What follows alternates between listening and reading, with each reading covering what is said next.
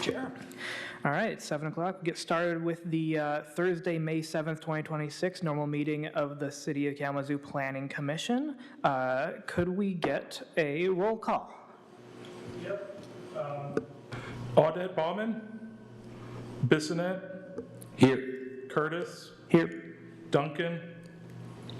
Kostreva. Here. Sandoval. Here. Tolber. Here. Wilson. And Vias. All right, just barely quorum. Moving up to the formal agenda, are there any changes to the agenda? There was a minor update made to the posted agenda, and it may not be if you printed it. Item G3, the site plan list, didn't have it on there the first time it was published, so the site plan list is on item G3. Okay, I do have that in the one in front of us, so. Could I get a motion to approve the agenda? So moved. Support. All in favor say aye. Aye. Any opposed? All right. Moving on to the approval of minutes. We have received minutes from the previous meeting. Anyone have any questions, concerns, comments on the minutes? Otherwise, I will take a motion to approve. Motion to approve. Second. Perfect. All in favor say aye. Aye. All opposed? There we go. I will sign those as well. Communications and announcements. Anything for that, Bobby? No, the only one I would make is we're starting to wind down on the Imagine Kalamazoo events. There was a bunch of events hosted last week and get-togethers, and I wanted to thank planning commissioners that were seen attending those with the community. That's about it for any update right now. Wonderful. All right, with that, we'll move on to our main public hearing of the day. It is PC 2026-04, a special use permit request to redevelop the property with a new gas station and convenience store at 4710 Stadium Drive. City staff have a report. Yep, thank you, Chair Curtis. Yep, as you said, this is the third in recent months a special use permit for a gas station in the CC zone district. And there on the title screen is a photo of, it's an existing gas station currently. A little bit of background on this location on the western border of the city there. That line down the middle, that white line is Drake, and everything to the gray is Ashtomo Township. And then to the right there, to the east, is the city of Kalamazoo. AGO is the gas station seeking to redevelop the gas station. They're going to completely remove everything on the site and rebuild it like a new building, leaving the existing approaches. I'm not sure what's going on with the screen. I haven't done anything. So similar to the last one, it's got one approach off of Stadium, one off of Drake, and those are going to remain as well, where those are MDOT and county right-of-ways. Part of the goal is to centralize vehicle movement on the site. There's currently just a few lanes, a lane going behind the building, just an odd layout. The part of the redevelopment includes there's an existing car wash on site that will not be replaced. That's an accessory building on the site. There's no intent on keeping that use. And then this existing use currently has the state license to sell beer and wine, and by our local ordinance, they're a little, just over a half mile from the Drake Party Store, which is the nearest similar use. So that can continue, and there's no intent to add hard liquor as a different classification. That is not going to occur at this location. And then here I put a slide for the context of what is going on in Ashtomo across the street. The right side there is Drake Road, and C local business district is a commercial intense district. You can see the what is that? The Costco Plaza over there across the street. So even across the street, it's matching a commercial zoning and intensity of what's going on over there in Ashtomo. And then here is an aerial photograph. As you guys are probably familiar, the site that was proposed for rezoning to the south there is the large wooded parcel. You can see Asylum Lake, and then you see how it anchors the corner of that large shopping center behind it where the at-home store currently is. And here's a current land use map on this one. Again, we're only seeing what's going on in the city limits. The red is commercial, the yellow is residential, and that brown color is vacant land. And then the future land use map shows that this site has continued to be commercial as it is on the current zoning, so there's no long-term change to the use of what's going on this particular corner. And then from there, I've got a couple photographs of the site. This is looking south down Drake. The north side of the parcel there is up high, so you get a really good vantage point, so you get a scale of the traffic, and I wanted to highlight those alternating land uses. And this is looking east back towards the city. You can see the drive-through of the bank next door. There's a restaurant and the large plaza that it sits behind, and how the gas station itself is kind of hidden down below everything. When you're down there, everything is above your head. Here's a view on the sidewalk from Stadium, just putting context to the road. And then here is a view behind, to the right there. You can see the drive lane. You can see the separate lane for the car wash. And the new use eliminates all of that extra traffic or spots, or isn't a really good use of space that's working well for the owners. And then here's one more view from the street front looking down Stadium back towards the city to the east. And that building right there is the car wash building. The new building would be set back further, and the canopy would be in the exact same spot as the current one. And I'll end this. I realize I didn't put a rendering into my presentation, but they're in the staff report, but I have one up if we need to talk about that. So with all of that background, I'll give the zoning ordinance has criteria for the Planning Commission to weigh the decision for a special use permit. As a reminder, special use permit fits good, but probably needs to be looked at a little bit closer, which is why a gas station, I was explaining to the applicant just before, was not a special use permit, but about 8 years ago, car washes, gas stations, the intensity of those uses rendered more scrutiny, so now they need a special use permit. In reviewing back for this property, there was no special use permit on file. So the first criteria is that the proposed special use is appropriate for its proposed location and compatible with surrounding land uses. This use is appropriate. The corner's been a gas station for decades and is along the frontage of a large shopping center. The property to the south is a large wooded parcel, which had a rezoning request to the Planning Commission in November. The gas station and the shopping center are an intensive use in contrast to the RS5. The lighting of the new facility would be to current standards of the zoning ordinance, and the required illumination to state standards for the pump facility. The gas station is wedged between two large shopping centers and the busy intersection. It doesn't overwhelm the existing conditions further of the site, and the use matches the current one. This factor will have a lighting and intensity that already exists or already matches the commercial development that's adjacent.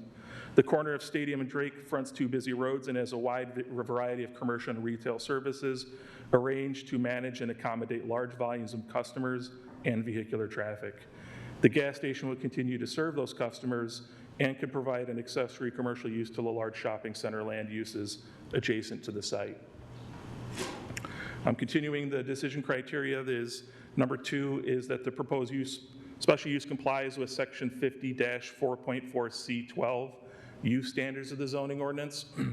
Some uses have certain standards, and this is where I'll highlight how those align. Yes, it does. The use requires a special use permit from the Planning Commission. The use is in a zone that permits the use, and the distance from the nearest package liquor store is just over 2,640 feet of the separation distance required from another convenience store use, which is at 4717 West Kale Avenue. The current site has a state of Michigan license to sell beer and wine, and will seek to continue that license with the new facility. There's not been a license for liquor, and the applicant doesn't seek to obtain one for the new facility. The third criteria is that the location and design of the proposed minimizes the adverse effects, including visual impacts of the proposed use on adjacent land uses by 1, avoiding significant adverse impacts on the surrounding lands regarding service delivery, parking, loading, odors, noise, glare, and vibrations, and it does not create a nuisance. Number 2, retaining to the greatest extent possible the natural features and landscaping on site. where they provide a barrier or buffer between proposed special use and the adjoining lands. And number 3, locating building structures and entryways to minimize impact. And 4, providing appropriate screening, fencing, landscaping, and setbacks. Staff looking at this, the answer is yes. For item 1, the gas station is at the corner of the large commercial center and stores behind it in both directions. For the street front, the use is behind the clear vision triangle, which is a swath of open right-of-way at the corner. The new use maintains the same open area along the canopy and faces toward the intersection. Areas where there is vehicle parking feature that require landscaping screening, and the hill and elevation naturally screen the use from the north. Lighting impacts to the property across the street or facing Stadium Drive shall adhere to the city lighting standards for brightness, light screening, and other standards. For item 2, there are not natural features to preserve. The elevation change is addressed through grass-covered hills and retaining walls, which will match the current slope on site. The new condition will feature similar design to the current site with the exception of no driveway behind the building. This is available flat space to shift the building further back, and the layout of the parking, pumps, and extra space ensure the location of buildings, uses, and space will minimize the impacts for item 3. For item 4, the applicant has demonstrated the ability to meet the landscaping plan on the plans provided. Final review of the plans and documents will be conducted by the Site Plan Review Committee. Moving on to the 4th decision criteria, that the proposed special use will minimize impacts and conform to all relevant environmental protection standards of the ordinance or any other state or federal laws. The civil plans of the site redevelopment demonstrate the ability to conform to the local protection standards. Gas station management materials of hazardous containment and chemical handling requirements are regulated by the state of Michigan. Review of the local standards and the ability to align with state standards will be verified through the site plan review and permitting process. The new layout will align with the current stormwater treatment and containment of hazardous spills in the design. Details related to containment, regulatory documentation, and other standards are reviewed through the site plan review process. The site features a larger stormwater containment volume and will have the SDS sheets of the volume, storage, and locations of any potentially hazardous chemicals are also reviewed closely in site plan review. Number 5, there's adequate road capacity to serve the special use. There is adequate capacity to serve the use. The site access will remain the same, and the site access into the gas station. There is no addition of adding shopping center traffic. That the proposed use, number 6, is that the proposed use is designed to ensure safe ingress and egress onto the site and safe road conditions around the site. The applicant has designed the site utilizing the same entry and exit points. The location can accommodate outbound and northbound traffic, but does feature wide approaches for vehicle movements in and out of the site along 2 busy roadways. The building shifting back opens up 2 maneuvering areas for traffic and customers and provides areas for the customer parking and access in a better arrangement than the existing site. This added room removes drive-through traffic away from pump areas with minimal impervious coverage increase and provides a more orderly layout for the uses on the site. Number 7, that there's adequate potable water, wastewater, solid waste, park, police, fire, EMS facilities to serve the proposed use. There are adequate facilities and there are police, fire, EMS facilities nearby to serve the use. As a gas station, the proximity to parks would not be significant, and while not a city park, the WMU Asylum Lake Preserve is a short distance to the south of the site. Number 8, the proposed special use is located and designed so that adequate site access onto the site is provided for fire, police, and EMS service. Again, the proposed layout does provide adequate access for police, fire, and EMS. The new layout removes the hidden driveway and more narrow lanes behind the building and replaces it with a wide viewable driving area and access for customer traffic, including, if necessary, police, fire, and EMS, better access than the current layout. And KDPS reviews the site plans on the Site Plan Review Committee. Number 9, that the proposed special use complies with the appropriate standards in Chapter 6 General Development Standards. There are no Chapter 6 development standards that apply to this use. However, the use does comply with the use standards for gas stations of 50-5.6 of the Chapter 50 zoning ordinance. And last, number 10, that the proposed use complies with all the standards imposed on it by all other applicable provisions of this ordinance for use, layout, and general development characteristics. The proposed use does comply with all the standards imposed by this ordinance, including building, setback, canopy location, parking count, impervious coverage, the packaged liquor separation, and the ability to comply with performance and operational standards associated with this special use request to rebuild the gas station and the convenience store. And so that's the complete staff background. I understand probably by now some of the ownership is here, and then Steve Whitty is their civil engineer. They're here to speak on the request, so I'll let them make their request, and if there's any questions, we'll address them. And I'm just going to slide over the new layout there. Perfect, thanks, Bobby. Yep. Commissioners, my name is Steve Whitty from Netterveld. We're the design engineers for the project. With me in attendance is Jason Barris from American Gas and Oil. He's the owner of the property. First of all, thank you for your time and consideration regarding this request. Also, a special thank you to Bobby. He's been absolutely great to work with, does a great job. He gave the staff report and read it for you. Quite frankly, that kind of covers everything. But if you do have any questions, either Jason or I would be happy to answer them. Jason would be more, obviously, the business, knows everything about the location and business side of things. If you have anything engineering-wise, I would be more than happy to answer those types of questions. Just in very brief summary, as Bobby indicated, it'll be a redevelopment of the site. It's the changes, the access points will remain the same. The location of the fuel canopy and the location and number of fuel islands is exactly the same. The building will get a little bit larger and pushed back north on the site, which gives a little bit better traffic flow around the pumps. And maybe the biggest use change is the car wash building that's out there is not going to be replaced. So when you look at a special land use, obviously the use has existed for many, many, many years.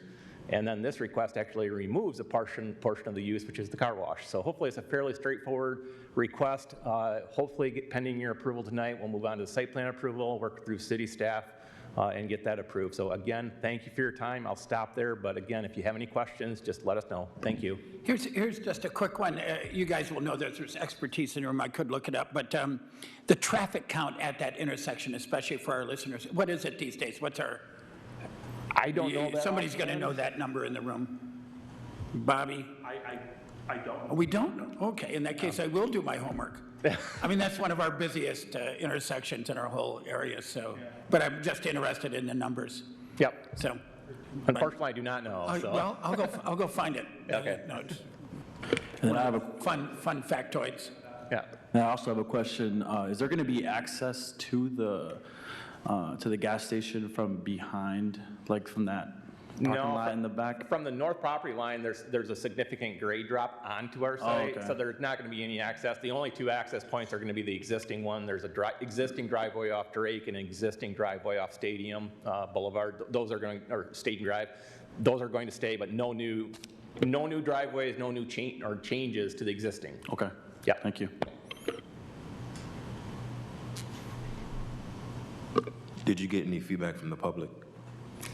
I know Jason put pamphlet and flyers at his store. I don't know if he's heard any feedback from anybody. No, not really.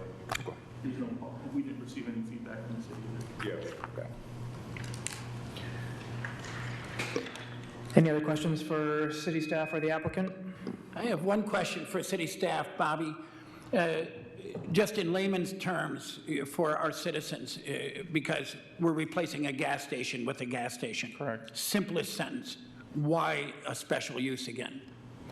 Well, a special use permit, this is our most intense commercial zone district, permits retails, movie theaters, everything. A gas station, think of you have traffic coming and going, it doesn't really ever stop. You're gonna have the illumination from the gas pumps because they have to be a certain illumination for the state. Sometimes there's accessory uses like vacuums or car washes, so those create other effects. And some of the standards in the special use permit or in the approval now, if you would join residential areas, some of those more noisy outside uses when you're adjacent to residences, have different standards. So one quick follow-up, and then pretty clear on this, but 10 years from now, if another gas station comes up, or 20 years, also would need a special use permit? That is a great Are we question. rolling special use permits once a precedent has been set? Or does it fall into a different category so it wouldn't be in front of us and you wouldn't, because there's nothing special about it anymore?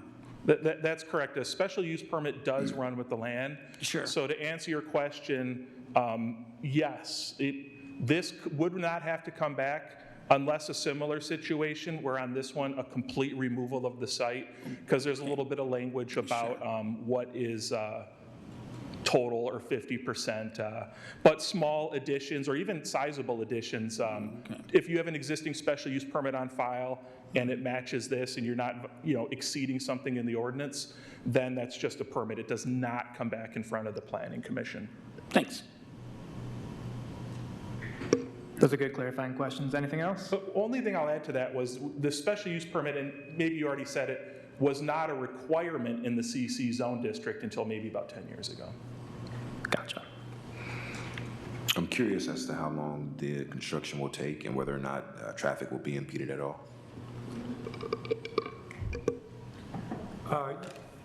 My name is Jason Barris. I'm president of American Gas and Oil. When we start these projects, usually the raise and rebuilds are about 8 months. And usually everything's done on site. In this case, we would shut down. Some places we have bigger properties that we can build a store behind, and we can kind of stage the process. But this, when we start, we shut the whole place down, and we'll take it all out of service, and then we won't open it back up until it's ready. And then we'll use the existing curb cuts. And we plan on, the site is a lot of concrete right now, but we plan on replacing all that. So really not much is going to be left alone, except for the clear vision area, so. And do you think traffic will be impeded at all, or everything on site? During the construction, no. I mean, aside from some trucks coming in and out, we'll be using the existing curb cuts and stuff. Even though we might take one. That's where I kind of meant to go when I said that about the parking lot. If we're doing one section like off of Stadium, obviously we'll be using Drake a little bit more, and then vice versa. But we're going to try to keep everything as open and access so it's not hindering anything. We don't have trucks parked in the center turning lanes and stuff like that. So. Thank you. Yep. I was wondering if you have an estimate of a timeline from when, not destruction, but taking all of the old site apart until the new site is open and operational, what that timeline looks like?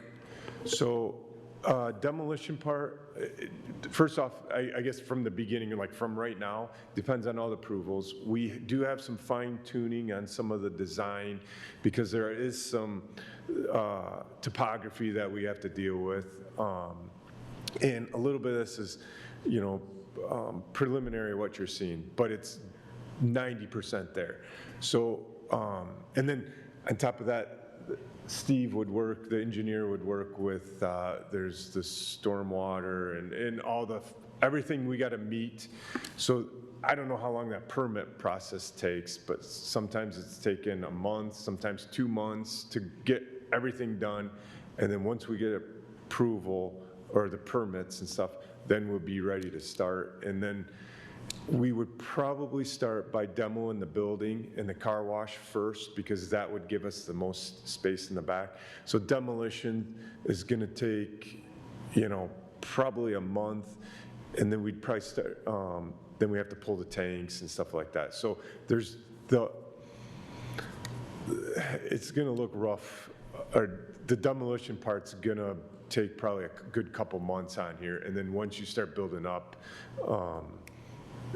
That process is probably the 6 months part of it, because then concrete, and you almost got to work your way out in this case, So does that kind of fill you in a little bit? All right, yeah. So, oh, and then the only other thing that would factor in is like, depending on when we start, you know, winter conditions could be a little bit of a factor. So we'll probably try to time that. If for some reason we couldn't start this, like something didn't come through till November, we'd probably push it back to spring just so we weren't doing groundwork through the winter. So that might be the only delay on that side of things. So. Makes sense, thank you. Yeah. Anything else from the planning commissioners? Wonderful, then we'll go ahead and open the public hearing for this item, the PC 2026-04 special use permit for 4710 Stadium Drive. Go ahead and open the public hearing. We will take questions up at the front. Go ahead and state your name and address, and then you'll have 3 minutes to speak.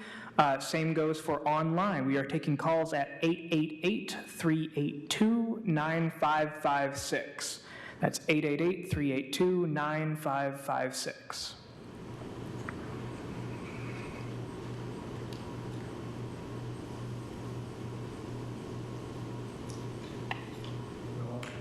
Nothing online? Okay, seeing no one in person or online, we will go ahead and close the public hearing. Moving on to planning commissioners, we are looking for a motion to approve or not for this one, and then we can start discussion.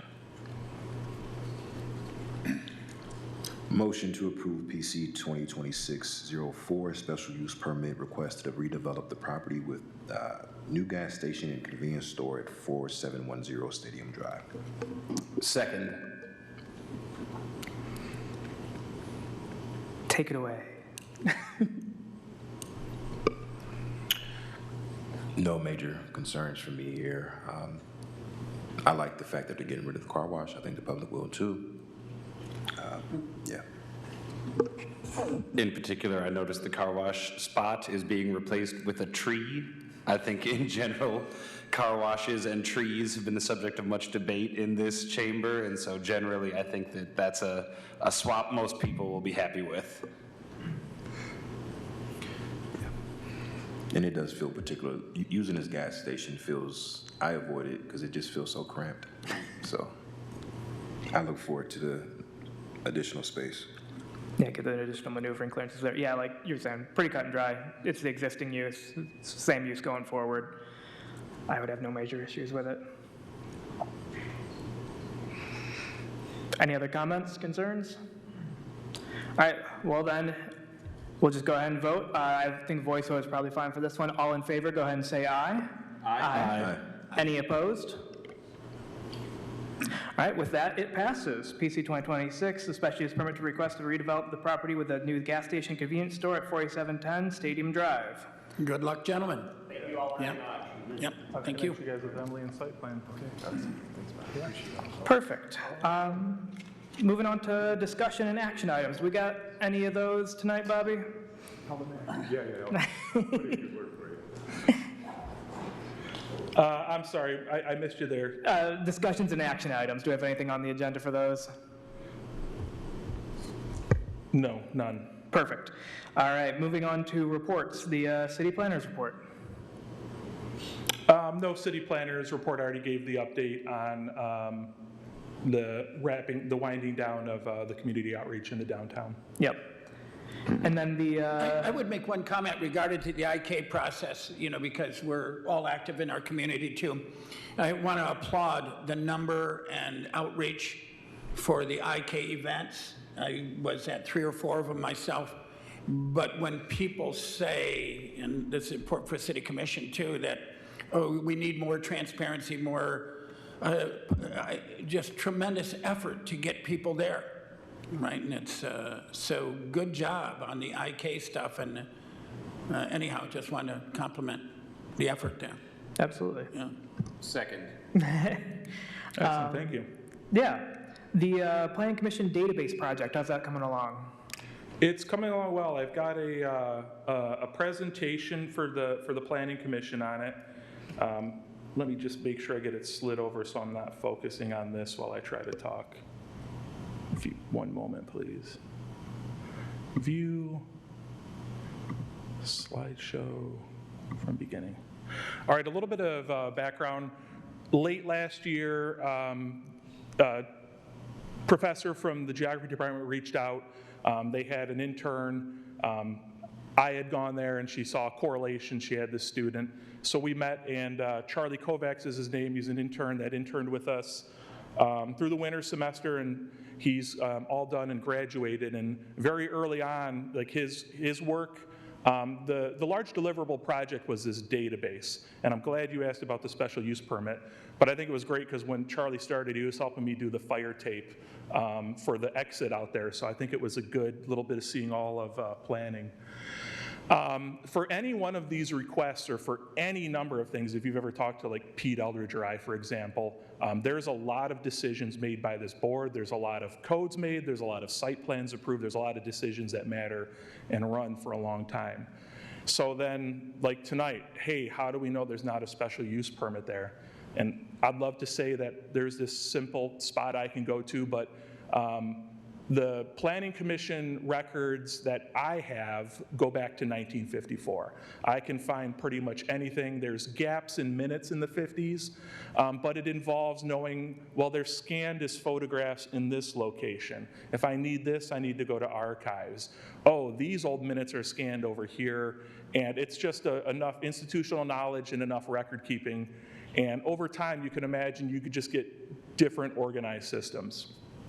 So one of the things I've always thought would be great is we have all of this information, what if it was just in one spot? And I thought, well, let's start with just the Planning Commission actions. So on top of other work inspecting site plans and stuff, that's where Charlie helped me develop this. So here's, well, it's gone now, but I'll wait for that photo to come back. I have no idea what's going on, but even in 2026, the record reflects our technology did not work. So the title of it is 1954 is still here, the Planning Commission update to the database. And what I had really hoped for when I was working with Charlie was, I know our planning in Kalamazoo goes further back than that. And I found stuff going as back as far as 1918, and then I thought, great, we're gonna put it all in the database. But everything before 50, I can't find anything substantive. So all of that to go into, I'm going to let Charlie, after I give a little bit of a background on the Planning Commission, I really wanted to share with the community the Planning Commission. I thought there was a great story in why things didn't start till 1954. Planning commissions aren't perfect, communities aren't perfect, and in crazy times, people just show up and figure it out. So in 1918, I learned there was a lot going on in the city.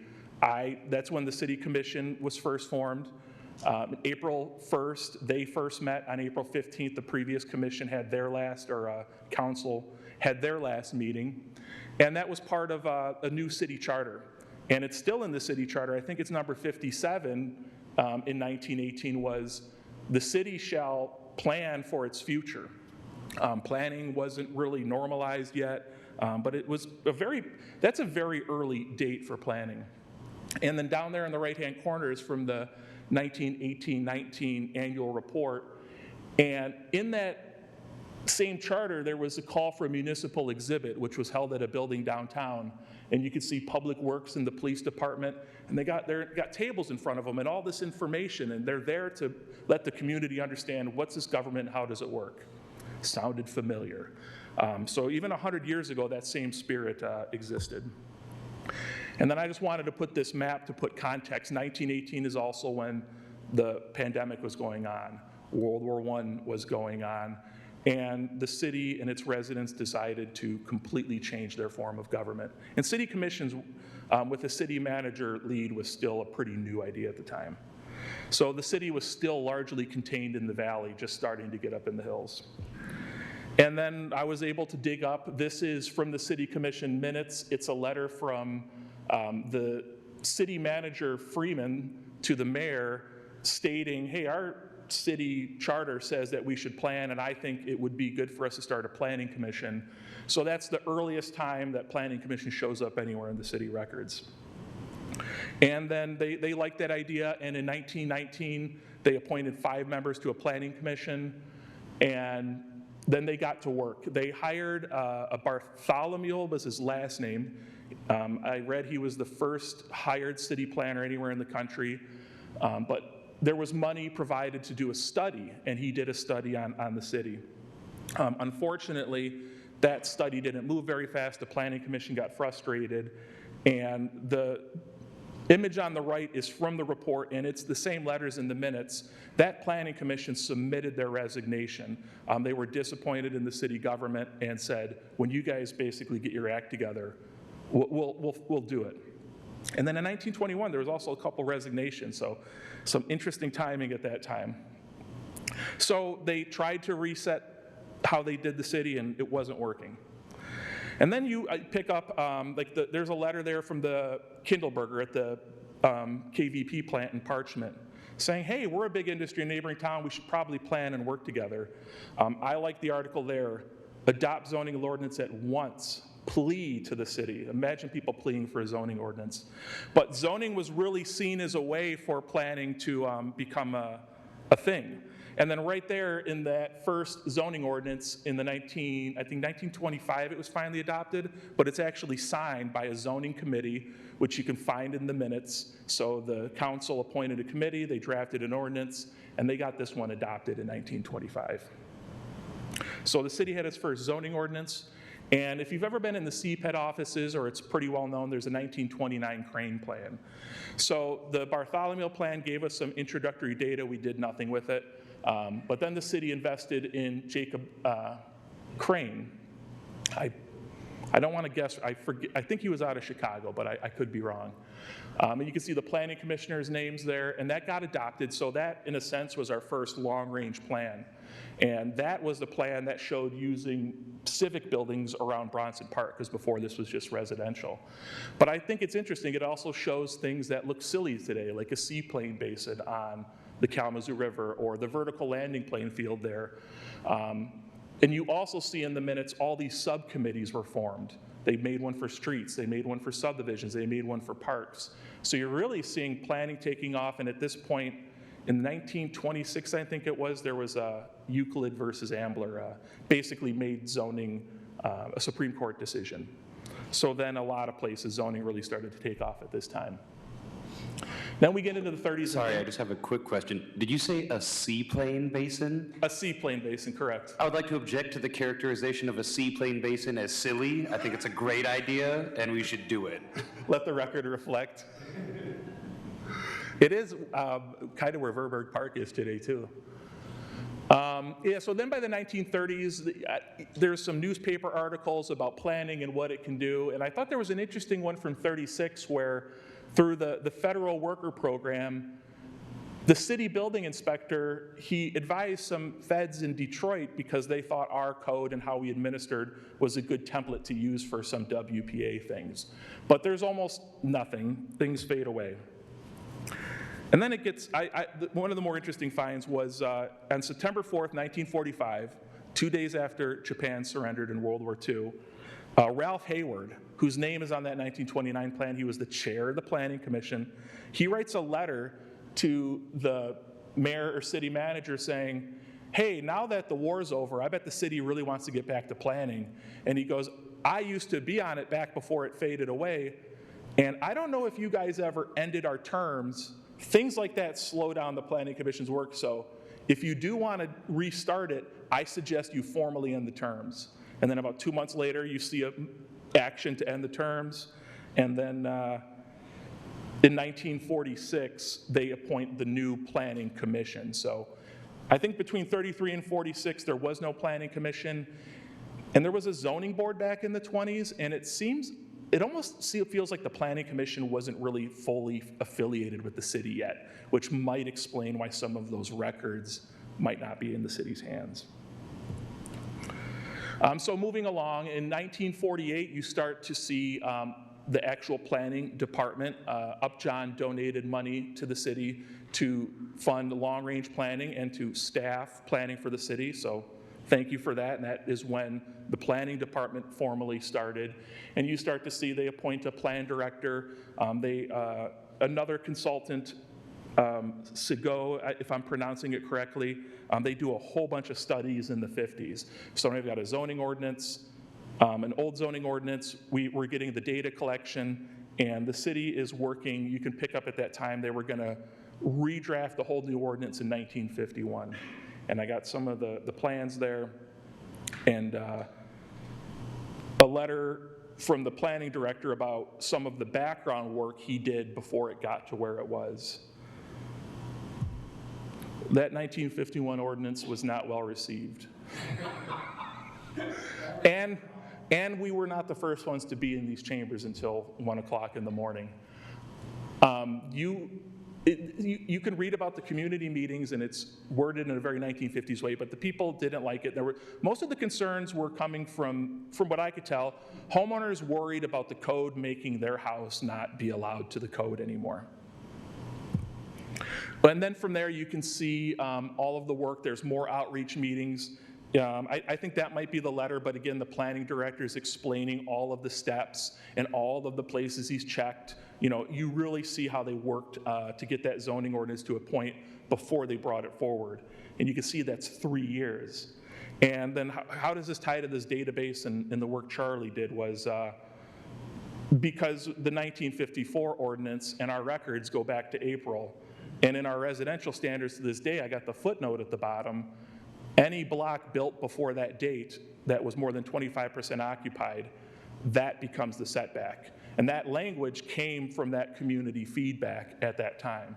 So a lot of times in planning or zoning, why is this way? How come this is that way? It was really interesting to see that tie-in still in our code today.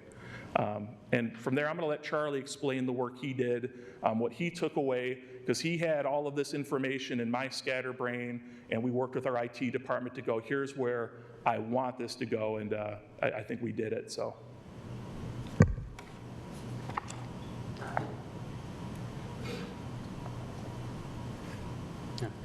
Evening, Commissioners. As Bobby said, my name is Charlie Kovacs. Just graduated from Western Michigan this Saturday with my master's in geography, and as part of that program, I got to work with Bobby and some of the other members of CPED on this great project, doing a lot of great work digging back through the history of Kalamazoo and the Planning Commission. So, generally what the database seeks to do is to create one comprehensive spot where we can access all records of all, historical Planning Commission requests, essentially. Starting back in 1954, working all the way up to now, I entered over 1,100 individual requests that the Planning Commission has taken over the past 70 years. And now the goal is to have this information searchable, filterable, accessible to make the process of looking back through historical records much easier. The information included here is pretty robust. It starts with just the Planning Commission number, which includes the year and then the number of the request. We have a location section. In the older records, this was typically an intersection of two streets. As you move forward to the modern day, this becomes more of an address. Then we have the applicant, which is the person or business applying, the type of request, special use permit, street vacation, whatever it ended up being. There is a spot for the section number, 1 through 36, so we can kind of geographically coordinate where we are, the application fee, the planning staff recommendation for the request, whether the planning staff recommended it be approved, denied, tabled, whatever it might be, the date of the Planning Commission, and then the action taken by the Planning Commission. That information is then repeated for the City Commission, so the hearing date and then the action taken. If there's a zoning ordinance involved, we have the number in there for that as well. Coordinates of the request, this is more for like a GIS or mapping based element. That would be more of a future project, but we have that information or that table ready to go and be filled with that information.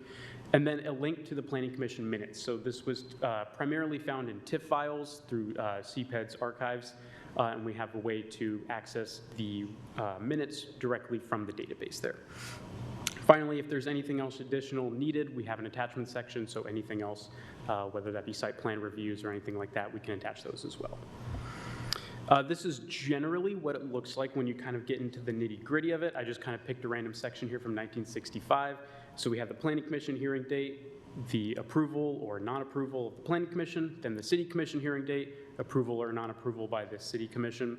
And then we have the ordinance number, coordinates, and then the link to the Planning Commission minutes. So this is sort of like the second half of the information.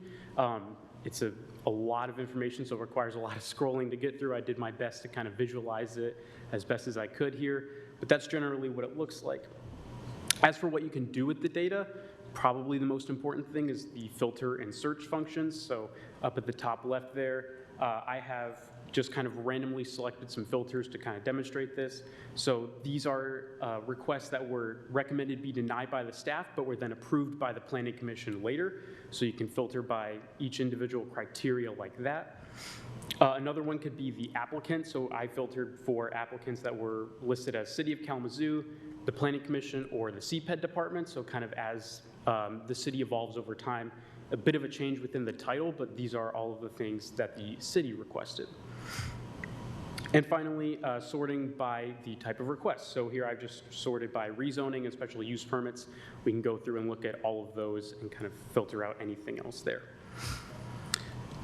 Finally, the probably most important part of the database then is then the access to the Planning Commission minutes, which is done with this link on the far right column there inside the blue box.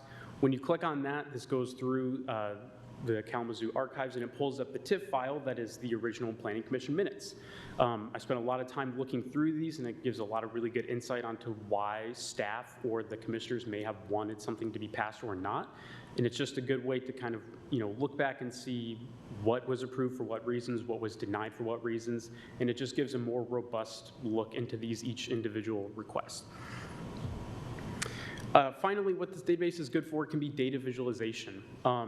We have a very large number of requests to dig through, so sometimes visualizing that data is very difficult. I've kind of done what I was able to, just extracting it into Microsoft Excel is one way to visualize the data. But this is just sort of a general look at the number of requests per year, starting in 1954, and then going through to 2026. And we can start to use this data to extract some trends, kind of dig deep into some reasons about why requests might be higher in one year versus the other. We can look at linking it to the zoning ordinance and just kind of getting a better understanding of the history of Kalamazoo through the lens of the Planning Commission. And I spent lots of hours this semester digging through, and I don't have nearly the expertise as, say Bobby or Planner Anderson or anyone else in the department. But you kind of get to get a sense of, what's going on in the city and what the people like and don't like for the city of Kalamazoo. And it was a great project, and I'd like to thank Bobby one more time for letting me be a part of it, and thank you all for letting me share my work with you. So, great, thank you.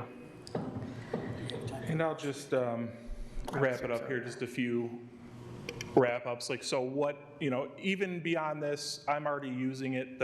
This item was the first item added. It's a living document. So now I'll be able to add everything immediately. I'm always thinking of what did I need to look for.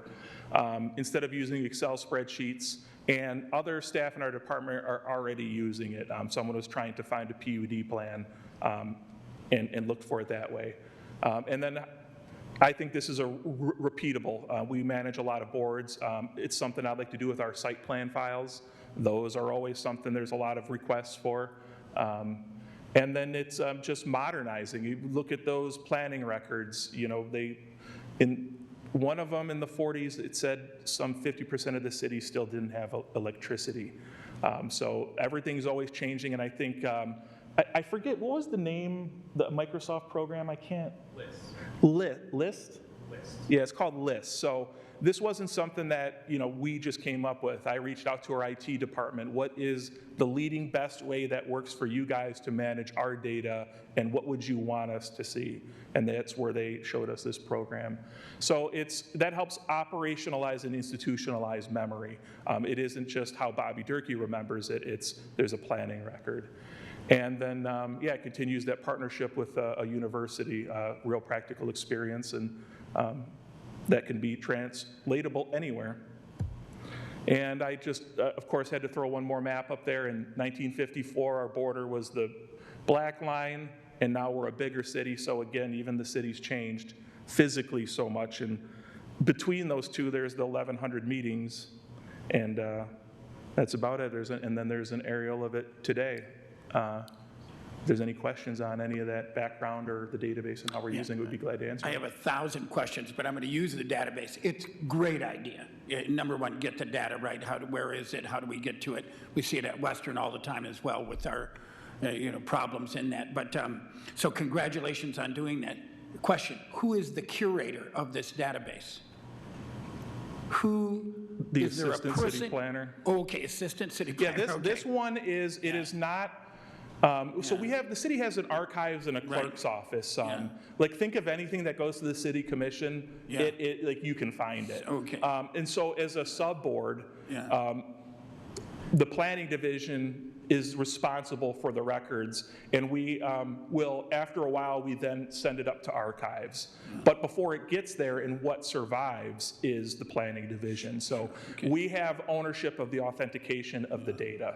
Okay, understood. Does that make sense? It does, Yeah. it does. And I mean, the follow-up to that, it is one thing to create a great database, another thing to keep it operational and ongoing.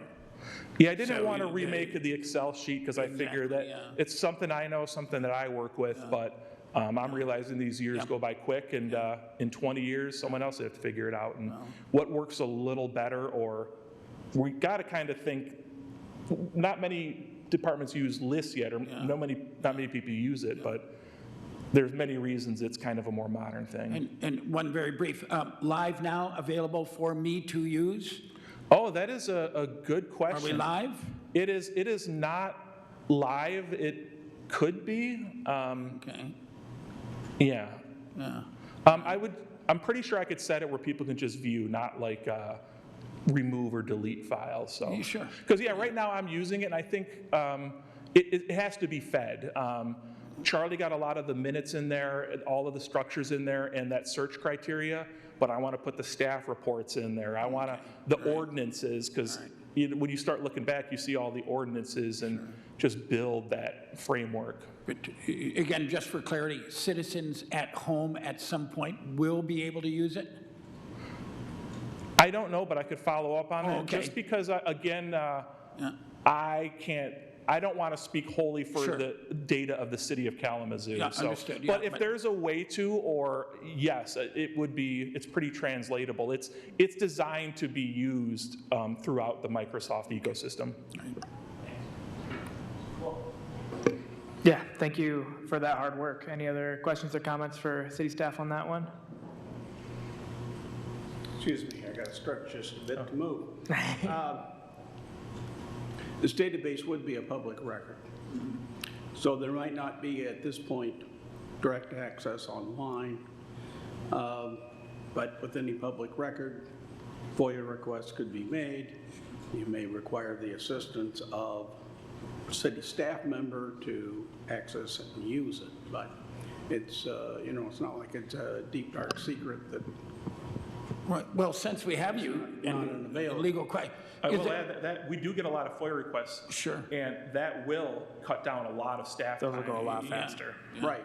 But preempting a FOIA request, when people have access to the full database themselves, no need for a FOIA request, you just. That is correct. So click and That is go. correct. But, And as the city has put things online, Right.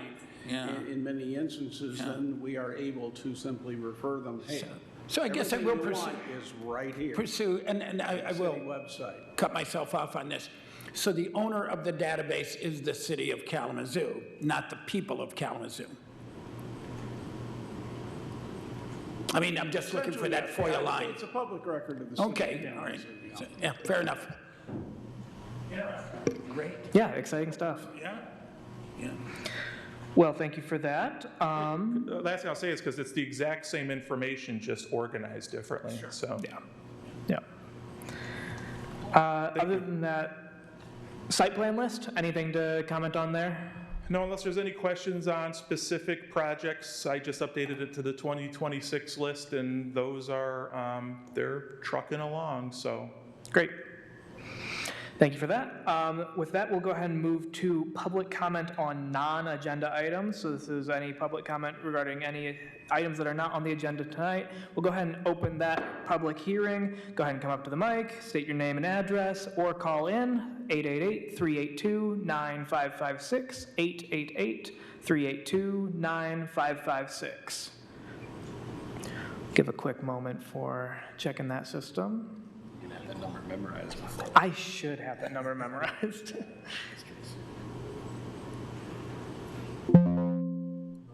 Nothing? All right, seeing no one in person either, we will go ahead and close the non-agenda public comment, and we'll move on to City Commission liaison comments.